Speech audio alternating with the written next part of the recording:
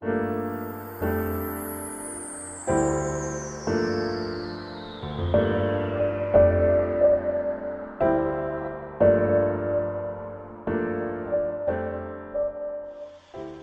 to Future Ready Visionaries for New Tomorrows. I'm Navjeet, and today I want to introduce you to an incredible person, Griscom, founder of the Light Institute of Galisteo, the Nijoni School for Global Consciousness, and the Sanctuary of Light. She's an author, healer, visionary, and spiritual leader. She's a mother of 6, which is an amazing, that in itself is worthy to have her as a guest. And the author of 14 books translated into 13 languages. The reason I wanted to ask Chris to come and sit with us today is because I feel she is the actual essence of what a visionary is. And not just a visionary, but somebody who has manifested and moved her consciousness into creating realities. I also wanted to ask Chris to join us today because I wanted somebody to actually speak about positive futures, visionary futures. Not just what is possible in the next 10, 15 years, but what are the conversations visionaries have? What are the technologies in terms of consciousness, light that we will be using, we can use to activate the visionary aspects within ourselves? Chris, welcome to Future Ready Visionaries for New Tomorrows. My goodness, what an introduction. Very honored to be with you, Navjeet, because you are the essence of the future as well. Oh, thank you. That's awesome. Let's begin by looking at the conversation of what is a visionary? What role does a visionary play in society, in family, in communities? First of all, I would say that a visionary is the template of possibility. The visionary has to whisper to the world that which the visionary themselves have somehow experienced within the creativity of their consciousness. So to be a visionary, we have to go beyond the limitation of the mental mind into accessing a cosmic kind of consciousness that sees potential, that can see relativity. I always loved that concept. The Chinese have this concept as well of relativity, that everything is connected to everything. So we see how if you pull one piece of a puzzle, you can begin to construct something that's completely different. The role of the visionary is to have a very unique kind of sense of self. A sense of self that, let's say, has a spin point in the middle that can anchor the sky, as my great-grandfather would say to me. Anchor the sky, pull the cosmic, unmanifest energies, the dreams, the whispers, into the manifest form. And so to do that, they have to have a sense of self that is not bound by society, bound by a definition that says, I am a woman, I have this religion, I have this body, I belong to this culture. We have to be able to go beyond that and recognize ourselves in many, many pots, so to speak, so that we can see how there is a web, there is a matrix. And in that matrix, there is always the seed. The visionary is the one who can grasp the seed and know that it has the elements it needs to come into manifestation, to grow, and to, in its growth, because it contributes to change the world. So, not only is the visionary that template, but the visionary must have a sense of freedom. Not with pain, not in the old artistic sense that, if you're going to be a great being, a great musician, a great artist, a great scientist, that you have to live in your own world, but that you have to be able to bring your world, whisper it, into the consciousness of all humanity. Because what point is a vision if it is not shared, if it's not taken up by the creativity and the potential of all humans, so that their own creative potential is sparked.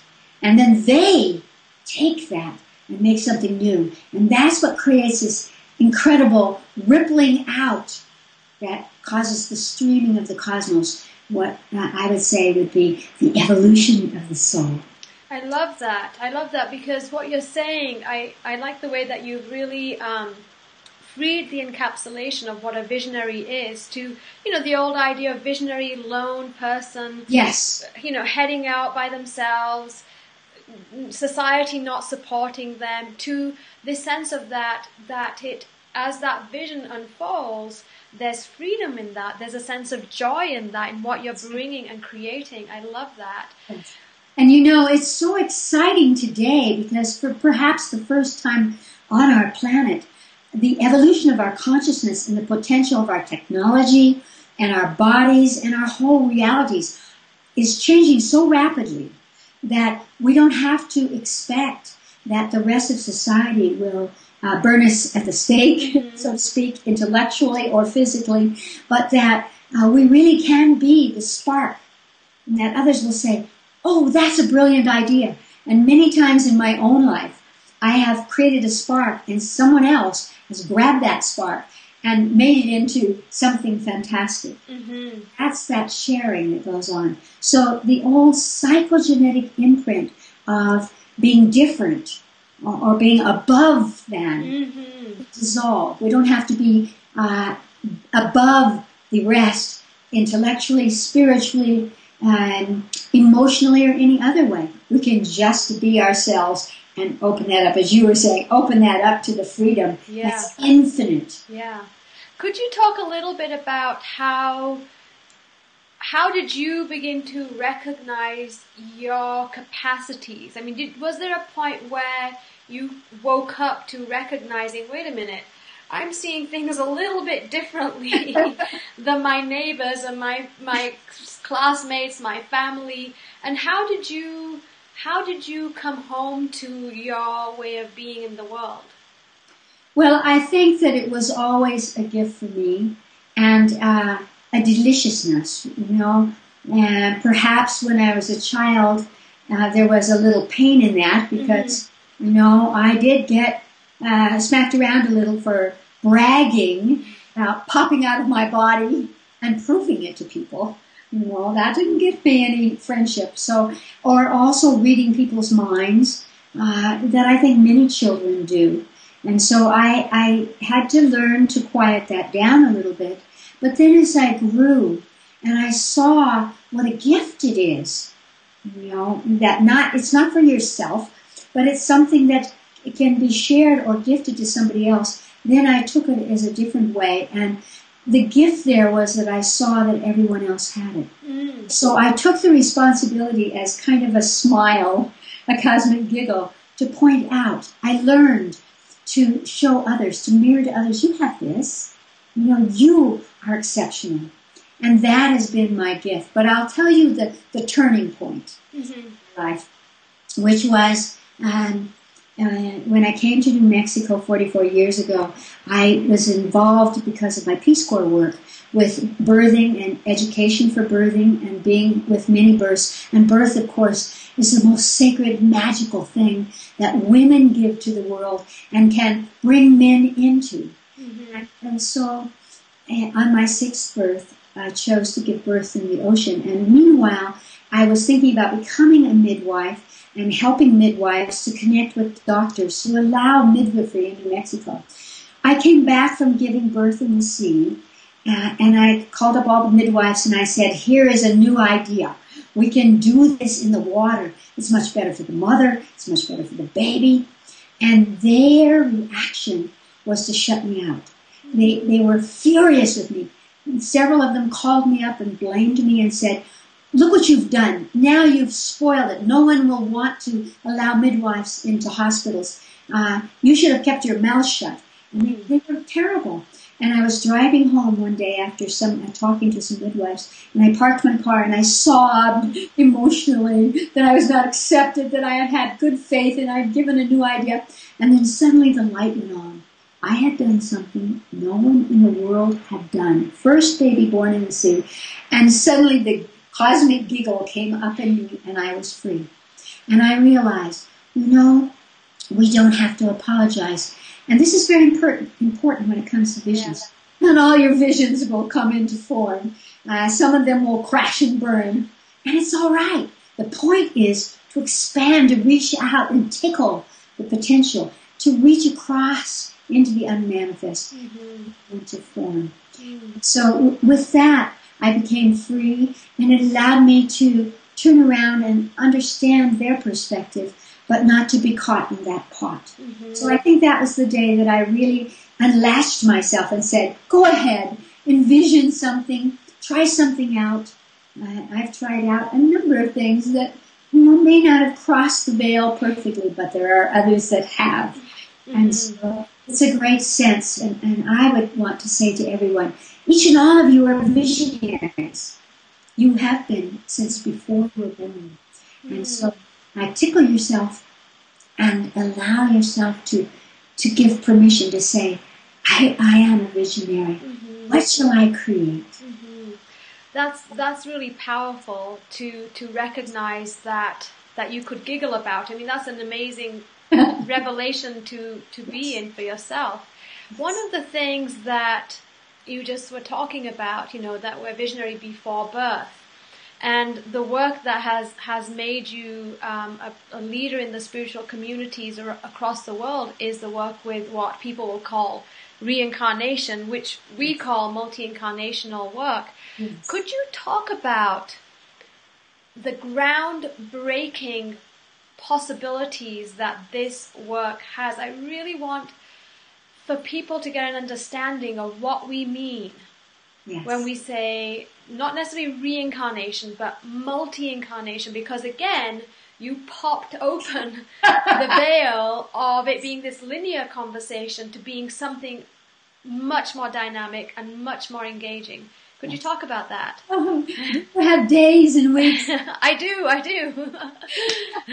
Let me begin by talking about the concept that most people have, that we are on some kind of wheel of karma. Right. And if you're very good and you try very hard, you will reach a goal, which might be nirvana, or you will not have to come into body. Since whether it's Christian or Muslim or Sikh or Hindu or whatever it is, we all have concepts. Get me out of this body. Get me out of the suffering of my life or the limitation of my life. Cosmic truth is different. Cosmic law is different. We will eternally incarnate into form, because if we did not, the universe would collapse, because the unmanifest must express in manifest form so that it evolves. Must take the material of experience and place it back into the material of potential and create that link so that the universe evolves. Even the stars, we are made of the stars. And that's why the point you were making about multi-incarnations. We will always incarnate. So don't think your goal is to get out of your body and to quit coming into body. You may not always come into human body. And you may not like it. Well, you may love it. But the thing that this work has given is a wonderful freedom from guilt and pain and suffering, in that if you do multi-incarnational work the way that we do it, you will come across lifetimes of great spiritual illumination, of great intellectual illumination, of great emotional illumination. And then people will say, well, then why am I a schmo in this lifetime on the treadmill of how I survive? It's because that you are always evolving, and you may have been a great spiritual master, but you may not have had compassion. You may have said, women are this and men are that, and my God against your God.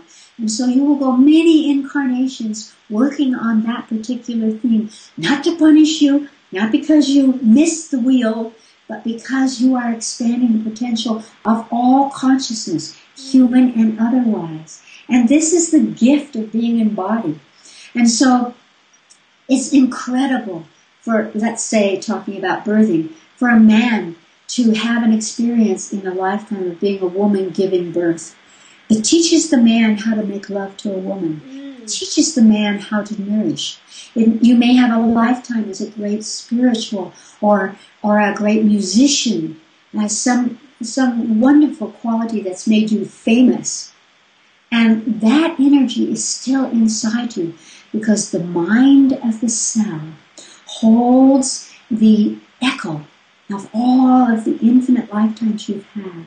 And so, for the first time, and this is what's so exciting about our work at the Light Institute and at Yoni, the first time in the history of humans, you can access that. Not because someone tells it to you, but because you can touch the cellular memory within your body and access other bodies. And when you do, and very importantly, when you perceive the hologram of that light and you release it, then the energy comes back to you in pure form, and that's what creates the evolution. So if you had power, let's say you were a terrible killer in another lifetime, as we all have, and now you really want to be a good guy. You want to be the healer, you want to really be good or a spiritual person. Because you have released being the killer, the power that you had will come back to you in pure form, and it will support you in advancing the capacity, not in a self-righteous way, not in hiding that you've been the Dark Lord, but free of it all. And the energy naturally, because of cosmic law, will come back to you, and suddenly, without effort, without struggle, life becomes lighter and more positive, and you see the potential, and you enact it, and therefore you become the instrument of the evolution of the cosmic divine source. That's really powerful. Yes. That's a really powerful place for an individual's consciousness to be in that space, because you're completely aware of all the incarnations, let's say, yes, and the potentials and the power and the experience of that. And here you are in this focal point, yes, as individual self, able to have access to all of that and deciding what it is that you want to do. Now, that's very different. This approach is very different than, say, somebody else telling you, oh, these are the lifetimes that you had, these are the issues that you had, you were a great queen, you were that. So that distinction, somehow, this is the reason that I ended up coming to the Light Institute, was because I experienced it. Not somebody told me. I could resonate with some things that people tell me, but there's always places where they miss. They don't know me.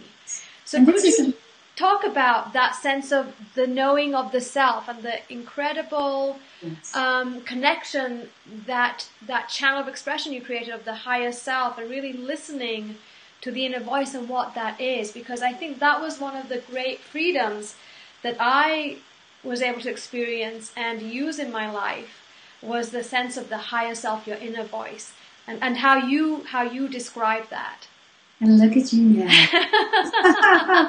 But first, we go back to something you said that's very important, that resonates with me, and that is that there's a huge difference between awareness and consciousness. Mm-hmm. Awareness marks something. Consciousness expresses it, experiences it. And my higher self says that the only truth is what we experience. Mm-hmm. And that truth changes as we grow, from minute to minute, from day to day, from lifetime to lifetime.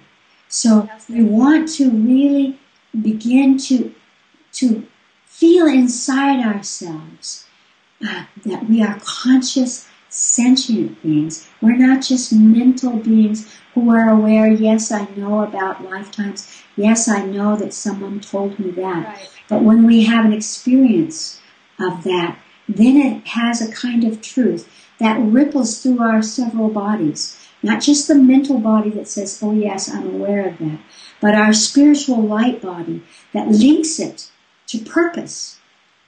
Because there is a purpose in being embodied, and that's the evolution of the soul.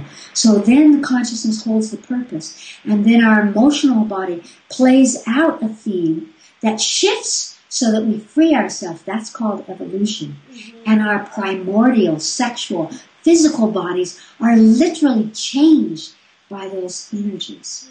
So the way that we do the work, that is the first time really on this planet, is that we know that there is a megaphone, as my higher self says, a megaphone that expresses the truth of the soul, the essence of the soul. So when people ask me, what is the higher self? And I cringe a lot because people's consciousness, well, not their consciousness, but their thoughts, think higher self, lower self. Because we are addicted to polarity realities and polarity thinking in our world.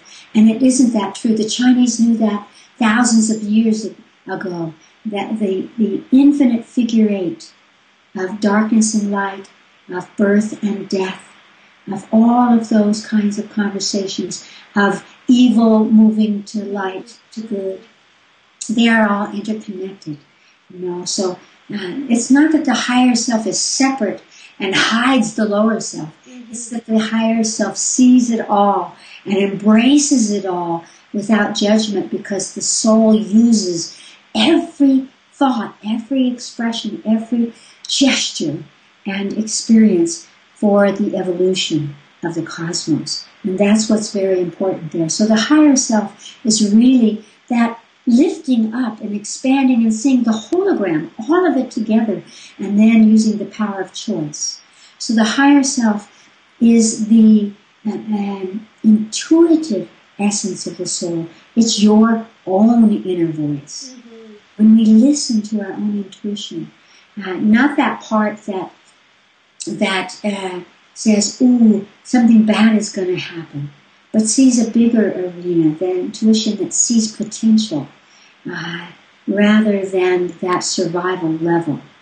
And so the higher self is the megaphone of the soul. It allows you in your human reality to be able to hear or vibrate with your own infinite soul, which is a part of the one soul. That's the higher self. So for example, in our work, we would ask your higher self to take a form. That takes the unmanifest into form. It could be an equation, or an animal, or a light, or a star, or a being. It could be, or a spoon, vis-a-vis matrix. But whatever form it takes, it creates a vibration in your brain that expands your consciousness. And even if you don't understand, why did I get a tiger today as my higher self? There's an element, there is an aspect, a quality of that tiger that will support you at this moment. Sometimes it's triggering a memory into another incarnation of the soul. But whatever it is, it aligns you to a bigger arena. It allows you to expand and get bigger and to be more than you have thought of before. So it actually supports and nourishes you. We often feel alone in life, as if we're Don Quixote battling the windmill, that life, the challenges of life overwhelm us. This is not true on a spiritual level. Yes. We're never given a challenge that's above us. Right now on the planet, which you and I can talk about in a minute, the challenges are magnificent. The opportunities today and the honor of being in body is so great, because today, through work like the incarnation of the soul, we can begin to realize that we have more tools, more qualities and potential than ever before in human history to not only meet the challenges, but to grab them and twist them and have them be the fuel for a new world, as you say, a new future. Yes, wonderful. So taking this as our platform from what you just spoke about, let's talk a little bit about some of the futures that we can vision. So starting with the topic of education, because I feel education, not in necessarily the traditional sense of like going to school and studying and so on, but what can an education do for humanity so that what kind of an education would create, peaceful, prosperous, Yes. positive futures? I'm so glad you asked that. Of course, I began the Mijoni School for Global Consciousness with exactly that vision in mind, and enlisted beautiful, brilliant beings like you to be the director of that school and to bring it forward into the world, with the understanding that in the past we would say we're only using 10% of our brain. Now, of course, we're using most of our brain at various different times, even while we're sleeping. But so it's not like there's only 10%, but really we live within 10% of our potential. That has to change, and we are changing it now, and that's why we created that school. To realize, first of all, that whether you're talking about a school for a 4-year-old or you're talking about a school for an 80-year-old, in China they have a university. You have to be 100 to enter. Think of that as a prospect for us in the Western world. It really challenges the notion of what a student is and what learning is. Yes. And that you never finish learning. And the concept of a teacher and student, which we learned very quickly at Mijoni, is a false one. Yes. Because many times it is the student that opens the window for the teacher to expand the consciousness and bring into manifestation something that changes the world.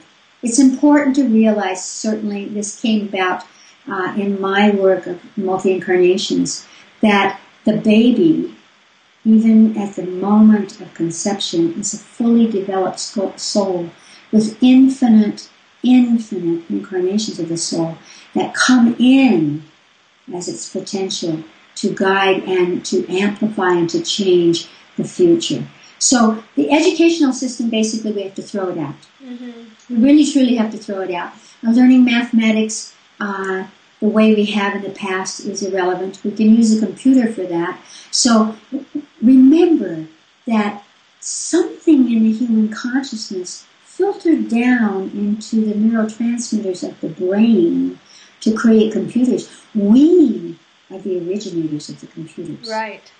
And one of the things that my higher self has told me for a long time is that in the future, computers or technology will actually be living, will have a quality which is organic, that we haven't had in the past. And we will use not only our brains as a threshold to cosmic potential, but consciousness itself, again, consciousness, that which sees and experiences the hologram. So first of all, just on a very practical basis, we must teach and we must guard from these little beings coming in that they are connected to the cosmos. They are psychic. In the womb, they take in the feelings of the mother. And so they have the habit of sucking in. They take in the consciousness of the mother and the father. They have chosen them. So there is a link that goes beyond one lifetime. So this fully developed being already has within incredible potential. We talk baby talk to them, and we treat as babies. But if you watch a baby, the baby is looking out at the ceiling. They're looking out at the side of you. They're seeing the field. They are taking in your thoughts and feelings and running them through their own system of incarnational karma, cause and effect, action and reaction, that helps develop the personality and the points of reference in a lifetime that they will use for their own growth. So when we educate a child, we need to protect their psychic abilities. Little children are always talking about death when they're 4, especially 5, discover sexuality and death. What an interesting combo. And it changes who they are, and amplifies them. So at that time, we don't want to close them down. In today's world, we're teaching them reading. Really, we have to be careful how we teach them that reading.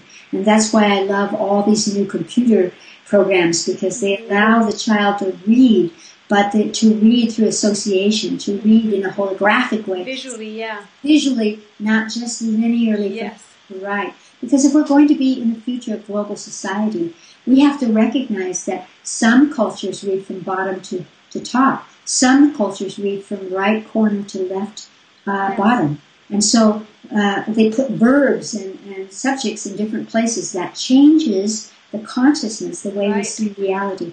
We must know that the education, again, whether you're working with a 60-year-old, but this is a global conversation. We are within a network of a global spiritual family. Mm-hmm. So education has to include emotional education. We have to learn about the emotional body, the ego, how it attaches to the higher self, so that we can learn how to develop a sense of self that is not frozen. Mm-hmm. It's not, I must protect and win the argument and be successful, and I must be the king of the mountain and you must be below me. Or you're above me and I have to crawl above you. These old structures must be placed into the fire, so that we develop and teach a sense of a whole being, a being that can be spiritual wherever they are, a being that could be on a desert island and know how to survive, not just with survival skills, but through the power of consciousness. Now, I know I'm making this a little bit long, but I have to say my favorite thing here about my own vision of the future. And that is, in a way, as is true of all evolution, it comes back to utilize qualities that have been present. We know that the consciousness, the energies of the first human are still present within the ethers. We can pluck an Einstein. Yes. Pluck a Jesus. Yes. We can pluck a great being of in any level of this world and borrow their consciousness. But so my vision of the future is that through the power of consciousness, we will practice what we do at Nijoni, exercises in consciousness. A new form of technology of consciousness that allows us to experience within our whole being realities and truths which we might not get in our intellectual mind. So that, for example, we can manifest food. And I have had these experiences again and again and taught them to others. So I'm not talking just about some abstract vision. I am talking about experience. We know, or we say, in the spiritual world, that some of the first humans were not just way beyond and before cavemen, clubbing each other, were enlightened light beings who came here, who could manifest anything. Even in today's world, we have seen people who could pull from the unmanifest to the manifest. And so I feel in the future we will develop technologies which will teach everyone to do these things. So there will not be the structure of people starving, wasting, but rather all beings, through consciousness, no matter what level of society they are born into, will be able to access this. Many years ago, I went to Russia with a project which is still in my heart. It's called Human Potential and Global Responsibility. Because I saw that not only through the laws of consciousness can we pull into manifestation as something, but we can take something out of consciousness. So I will stop and allow you to... that's really powerful what you're saying, because that's exactly what the kind of conversation we want to have. Is not just a quaint, then this will happen, that will happen, but to really begin to engage the actual brain and our consciousness and say, look, this is possible. Begin to look at the world through this lens and see what happens. What happens when we go past the line that's been drawn as, this is what's possible through human consciousness and human potential, and let's see what happens when we step over that line. Can we create food? And that actually made me think about the conversation about technology in terms of how technology and our consciousness, our brains that are creating this technology, we're creating things that mimic or reflect those potentials of creating food or eliminating or eradicating hunger and poverty. Britt Griscom, your son often talks about, the assembler, which is this machine, this nano factory that would reorganize atoms and create whatever you want, whether that's a cup of Earl Grey or a car or whatever it is. Talk about the difference in the two methods of manifestation. One through the organizing of the molecules through nano factories, and the other one that just seems kind of magical, let's say, because we can't track it necessarily. Oh, well, I love that. Actually, they are the same. They're just sort of two sides. It's the Mobius strip, it's right. Although it presents as two. But let me bring something in there that my higher self has said. Yes. Now, what Britt is talking about is the absolute leap from a mechanical to the essence, because he's a cosmologist. Atomic, so he understands that. One of the things that my higher self has told me, which I think would be interesting to your audience, is that the brain itself will create a pattern and create a cycle of repetition, which is how we actually do that within the emotional body levels. Right. So, what I would say to everyone is, perhaps you have taken a drug, an hallucinogenic drug, for example. If you had this awareness that you and I are talking about, the consciousness that we're talking about, you could command your consciousness to illuminate the pathways in the brain. Now, you could do this in simple meditation. I have done this in meditation. And so that you can repeat the cycle. Yes. Therefore, you would not need the machine. Right. You extended your conscious awareness into a computer, for example, or a coffee maker, and you saw the process that was effective there. You could copy that in your brain, and even while you're sleeping, you might be able to make that coffee. So I have been told by my own intuitive inner voice that we may go through a stage where we hold the pill. Right. The drug or the pill is going to replicate my blood pressure, or it's going to give me an hallucinogenic experience. Right. But if you recognize that, here's the thing that's manifest, extend your consciousness to it, you can replicate it. Right. And that replication, that may be one of the steps into the nano, or what I would say is the nano is one side, and what I'm talking about, this magical side, which is the same. It's simply how we focus the consciousness by penetrating the outside layer. You see the pill, and you're not thinking to yourself, what are the chemicals in this pill that are going to change my brain? Or the drug. But you could penetrate with your consciousness and actually see holographically how suddenly the neurotransmitters alter, and then you just copy them. Mm-hmm. So that is one aspect of how these two things But I want to tell you a little bit here about how I learned that. I learned that many, many years ago, initially from the Hopis, who say that they're connected to the Tibetan Buddhists. I think that there's much more beyond those two levels. But the point is that the Hopis have been calling the rain for over 4,000 years ago. So they would plant corn and beans in a desert, and then they would use, again, like we talk about a pill or something, they would use the pajos, the feathers. They would meditate. They would sometimes take rattlesnakes down into the kivas, but they created their own way of focusing. Right, their own technology. They use their own technology. Technology is simply a physical representation of something we already have in our consciousness. Right. So they would create this physical format for calling the rain, and it would rain.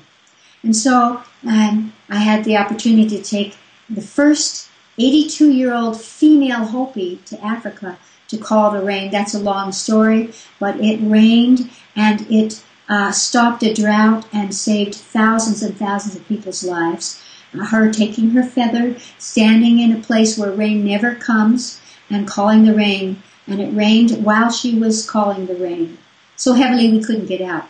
But so then I began to do it by banging on pans without the the ceremony, let's say, but using something. So I took the children of Galisteo and I said, let's go outside and bang on pans, just to make a sound that echoes into the sky that says we're calling the rain.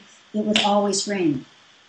That became a source of information, or a part of a vision that I was able to amplify through the years in Nijoni. Because when a child or a student or anyone in their consciousness begins to call the rain, it changes your sense of self. Yes. Wait, not that I am some great magician, but that I belong to nature. Yes. Nature's alive, it's conscious, it's listening to me. The rain doesn't mind if it rains. Right. And this changes who we are and brings us into concert with the physical world and, as you call it, the magical world, the unmanifest but the sentient world. Yes, exactly. So I have applied that in many, many ways.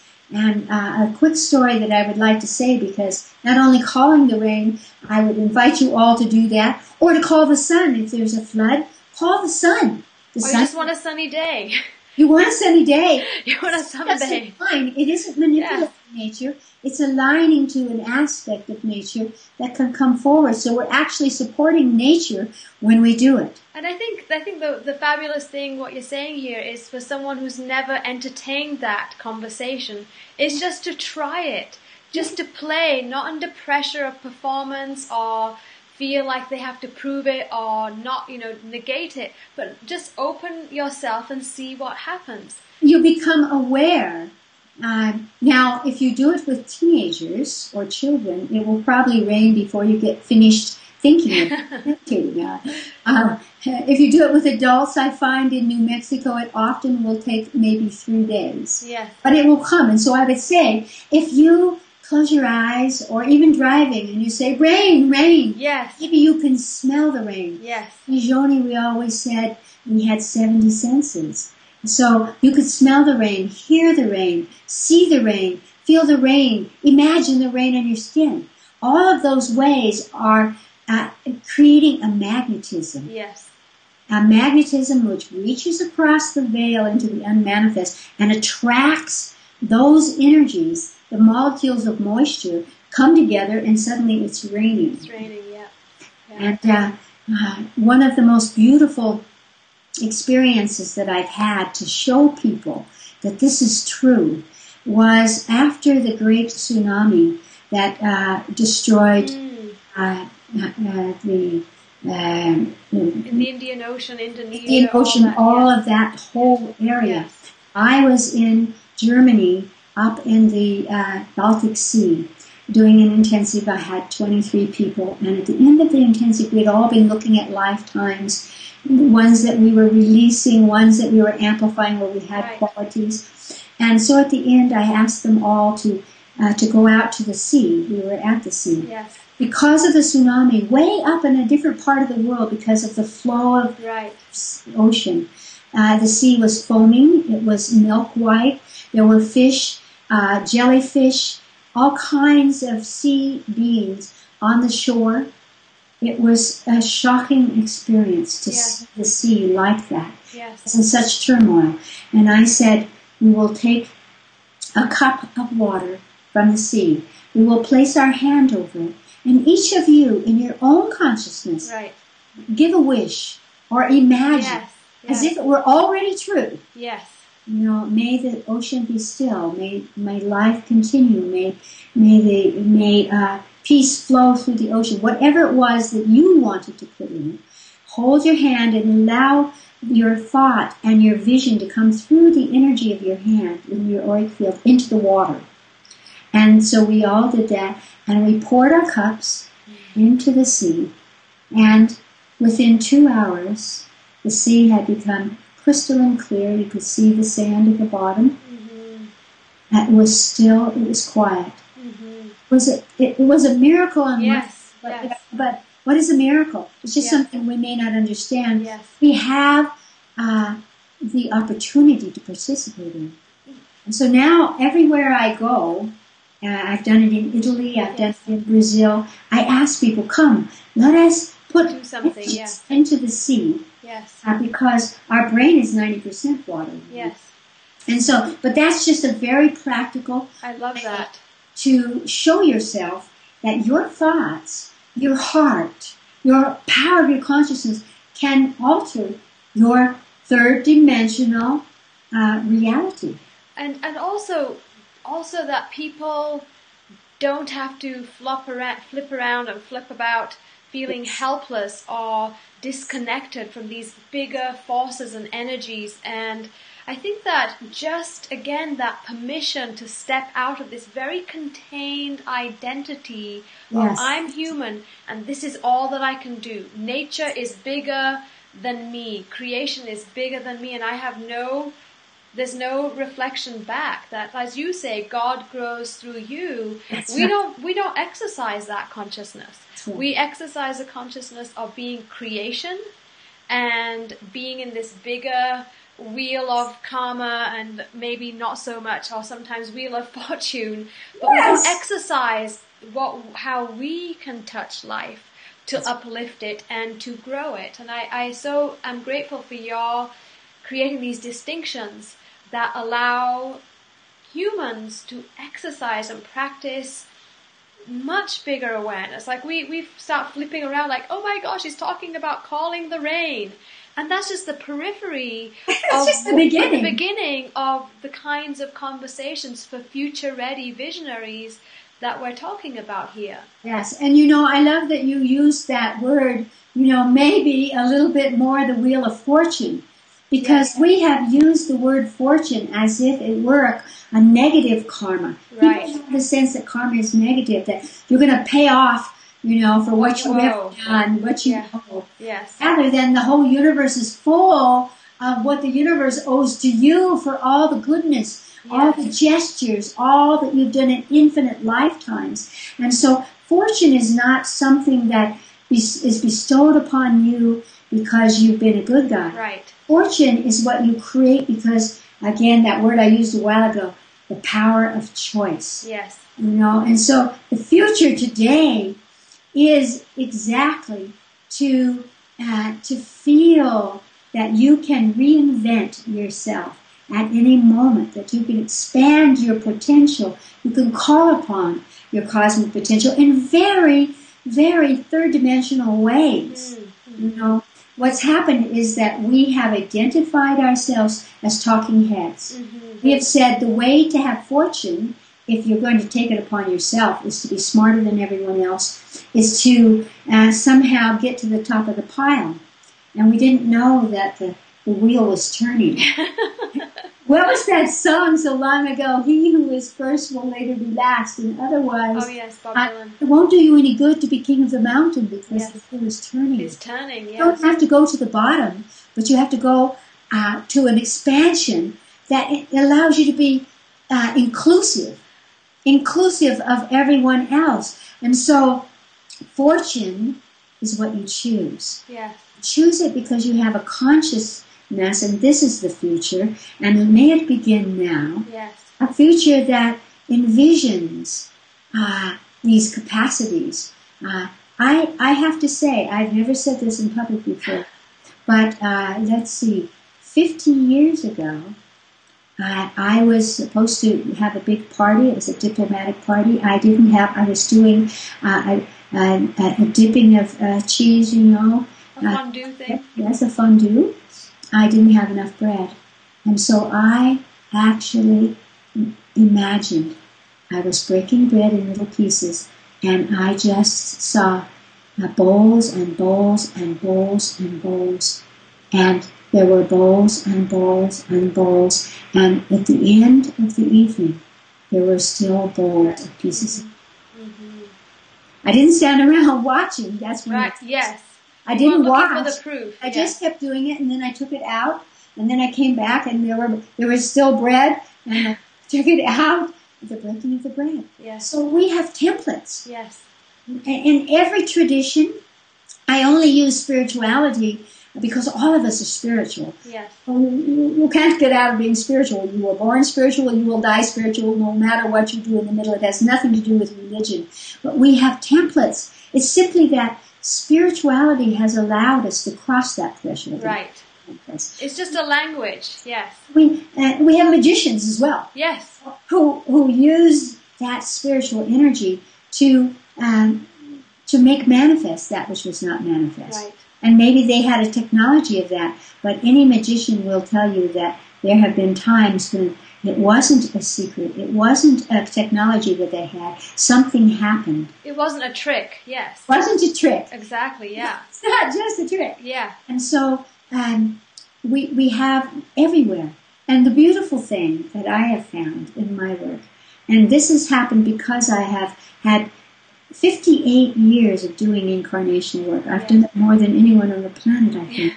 I have watched people who have thought themselves limited go into lifetimes in which they were not limited, in which they performed miracles. Yes. And so this is the time of miracles. And I love that even our, I don't love all the movies that are there today or all the television programs, but flick on any channels, watch any movie, and today almost every one of them will have at least once when someone has done something that would be impossible. Yes.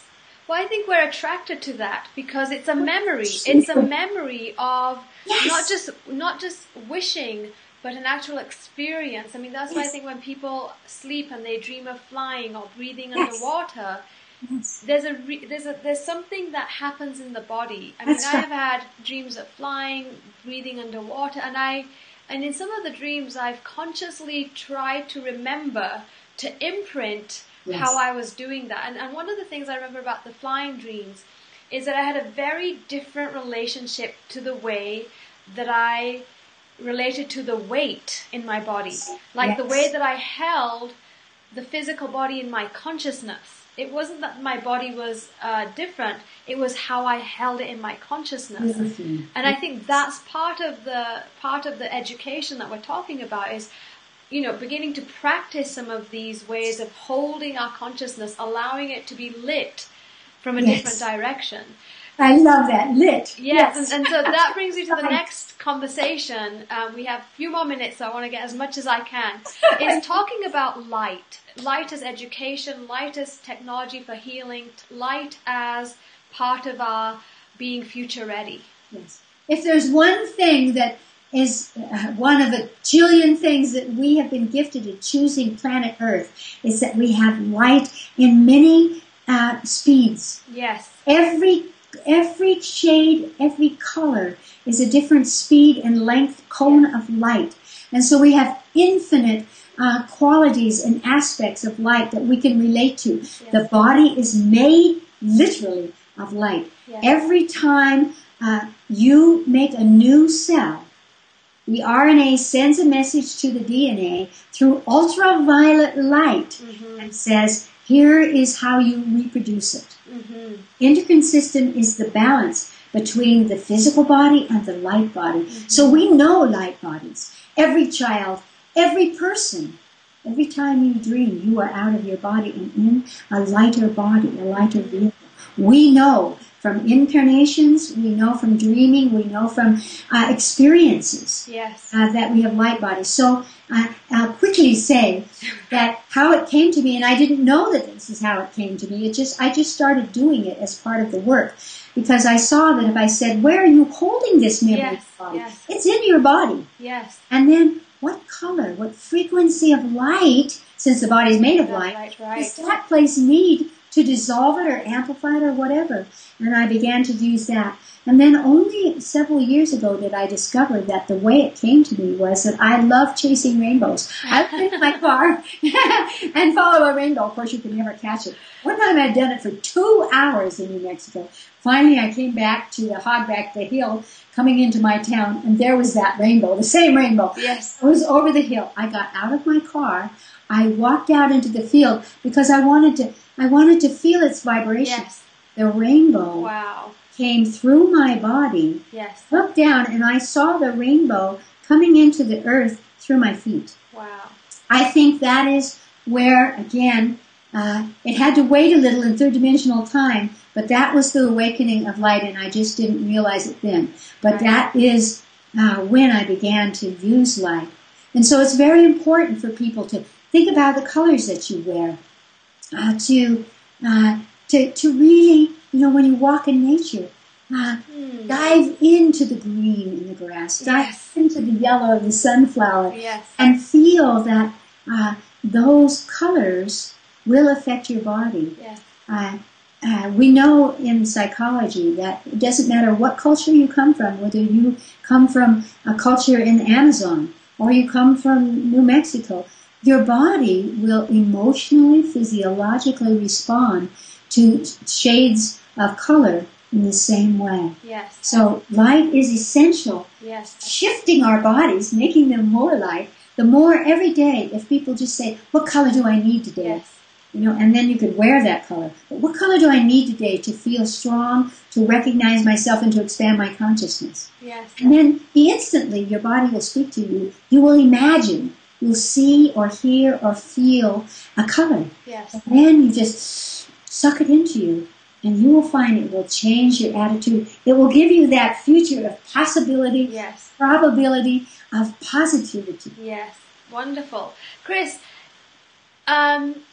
what kind of a future do you want to walk, live, play in terms of, what the buildings look like, what society's like? What would be really an exciting future for you to play in, would you say?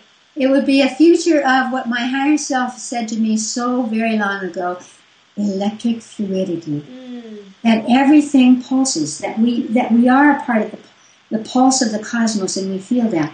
My house now is glass, because that's the closest I can get to it, so that I can see. I see a future of vision. I thought that humans would go to sound like the whales, but we have gone to vision, so I have shifted to that now. A vision that is, there are 5 senses of vision alone. There is touch, there is speed, there are so many aspects, and we would have that. So I could look out at the world and say, okay, I'm going to have a vehicle now. The vehicle would come to me. My 4-year-old son designed a vehicle that you couldn't crash. It could fly or it could drive on the earth. But I would say that we would never spoil the earth. We would not make roads. We would not tear up nature. But that all of our reality would be in and amongst nature. And that we could shift. You need some food, you simply, and there are templates who have done this. You simply make food. So there would be no one who would be hungry. There would be no violence, because violence is the horror and the fear. There would be no fear of not surviving. We have come to a place right now where we must clear that psychogenetic imprint of I must survive. And we see many incarnations, and we know that we will always survive. Consciousness will always survive. So there would be beauty. There would not be destruction. There would be no need for it. We can technologically, practically do that today. Today we can, We can do that. And we must begin to give ourselves permission to do that and to applaud each other. So that, again, we use this infinite openness of children. Not that the children are special, because you have a child inside you. You have that. That all of us could use consciousness to, again, reach across the veil and bring it into manifestation. A death would be different in my future. I speak about this all the time. Let us stop having accidents, running into each other in cars, falling down. Let us stop having disease. The body doesn't want disease. It's only that we think that's all we deserve. We're not in concert with our bodies. So if we learn to be in concert with our bodies, we would not grow old. We would not have disease. We would not have that violence. I consider disease a violence to your body. We would recognize that the body is the vehicle of the soul. So we would love being in body. When we were finished, maybe we wanted to go to another solar system, another planet. We can already go to Mars. This is not so far out. We would just lay our body down and bless our body. Whenever I hurt my body, I always say, I'm so sorry, body, and thank you. And my body heals very quickly. And so death would not be a fear or a problem.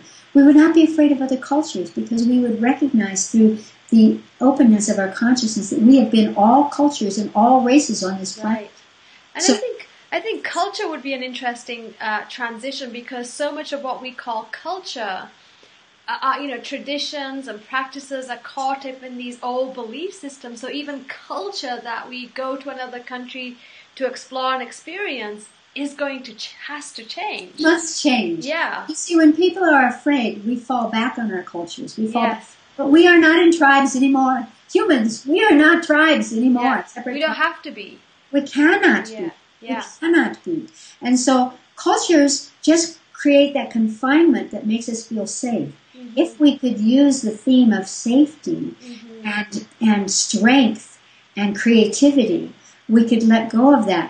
So what I said in my last book, The Evolution of God, was about cultures, about religions, about all of this, is that it's time to choose. What in your culture is not just something that your great-grandmother did, but it has relevance in your life today. Choose that. Mm-hmm. Love whatever creativity belongs to your culture, your body, your color, your all of your songs, all of that. But whatever says, oh, a woman is this, or goodness is this and badness is that, throw it away. Mm-hmm. It doesn't have anything to do with the future. Mm-hmm. It's a culture or a religion. All of the verboten energies have to be explored now. Mm-hmm. The power of human consciousness chose. Exactly. Choose this. Yes. Yes. And choose that. Yes. And if you could, last question of our session today, if you could incarnate, if you choose to incarnate, would you come to planet Earth next cycle round, if we look at it in terms of cycles? And would you come as a human? Would you come as something else? What preferences, what settings are you going to set? My, look at the choices in that. I would probably come mixing my galactic and DNA and angelic DNA into my human DNA. I would come as a future human who recognized that, again, we know that the blue-green algae is within us, the shark is within us, that all of the species and new species could come into our planet.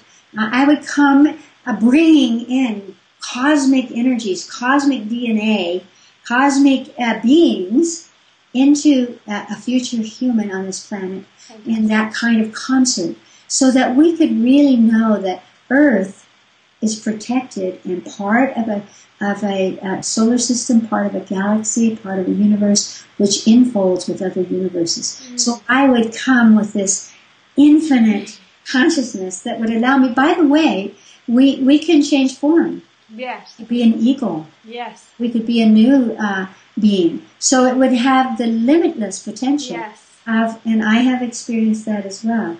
One moment you could be a human in this place, over there you could be an eagle someplace else. Right. This is So not just limited one self, but multiple selves experiencing creation, form, light. That's right. I With love that it. point of threshold, that spin point of the true self. Yes. Could take on any kind of form Yes. and could pass back and forth between the unmanifest and the manifest. Yes. So the whole cosmos changes, Yes. and the streaming of the cosmos would be speedy. But It's fantastic. It's fantastic because it's the way that you're describing it is becoming like what we would call God, becoming God's in life, Thank you. creator. That's what we're so scared about. This is where humanity is afraid of that. And what you're talking about is a future where we walk as creators, as gods. I mean, that's what we call it now, but that's the level of our potential as humans. That's right, and I love that you say that. And you, as you well know, we had this 4-year divinity school. We never used the word God. Even when I wrote that book, Evolution of God, we really mean, infinite divine essence. Yes. And that we have that right. Yes. Because whatever energy allowed for the creation, the nanotechnology, if you will, whatever consciousness is inside us. Yes. Wonderful. That is without doubt. And Wow. so how to manifest it, and willingness, Yes. and purpose in manifesting it. What a wonderful future. And we we have chosen to be present. Yes. Yeah. Yes. Human potential at this moment is 120 years. I intend now to be around to watch these humans, Yes. future humans, and applaud Yes. everyone. Yes. Chris, thank you so much for sharing your wonderful wisdom, your insights, your light and radiance, your humor and your love of creativity and just your soul, beautiful soul. I want to tell our viewers that they can get a hold of you and catch all your latest information by going to the Light Institute, to lightinstitute.com or chrisgriscom.com. They can follow you on Twitter, they can follow you on Facebook, and they can read your books. They are all available at the Light Institute website. Any projects that you're working on right now that are dear to your heart? I know you mentioned Echo SOS and being part of that shift. Yes, that's a very important one to me. And it's a way of beginning to practice exercising consciousness by, if you join Echo SOS, it's Human Nature Alliance / Echo SOS, which means if there's a hurricane or there's a storm or whatever there is anywhere on the planet, someone can mention it, even in your neighborhood. Yes. And thousands of us in EchoS can just meditate on it in our own way, in our own time, but just to have the consciousness of it, again, the difference between awareness and consciousness, and meditate on it, and then follow through, like we did recently with 2 hurricanes in Hawaii that we did an Echo SOS, and they disappeared. Yes. And so to become this family, yes, this beautiful family of consciousness. And so that's one of my projects, as well as Global Echelon, the practicing consciousness together every week. So thank you for mentioning those things. Yes, of course. Thank you so much, Chris, and I'm looking forward to all the interest and comments and feedback we're going to get from this interview. It's going to be awesome. Thank you. I wish you all. Let us all be the future now. Oh, fantastic. Thank you. Great love. Bye-bye.